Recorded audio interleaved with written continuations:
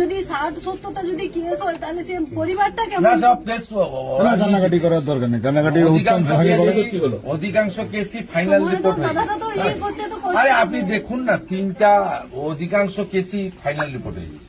কোন কেস তো দাঁড়াবে না, প্রাথমিক ভোগান্তি করবে। এই মামলাতে ওরা আমি জেনেছি 307 ধারা, সে ঠিক আছে, সে দিক। ও উত্তম খুব শক্ত ছেলে, আপনারা কেন ভেঙে পড়েন? না ভেঙে পড়েনি, সে ভেঙে পড়েনি থানায়। আর আমরা তো পুরো বিজেপি পরিবার, বিরোধী দলনেতা, আমি তো আপনাদের সাথে আছি। আমি তো গাড়ি ঘুরিয়ে নিয়ে ওখান থেকে চলে যাই না, এত ভিতরে ঢুকে আমার নন্দীগ্রামে প্রোগ্রাম ছিল একটা শোনা ছিল।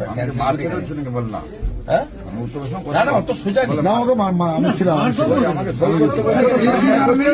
মারধর করলে মেডিকেল চাই না।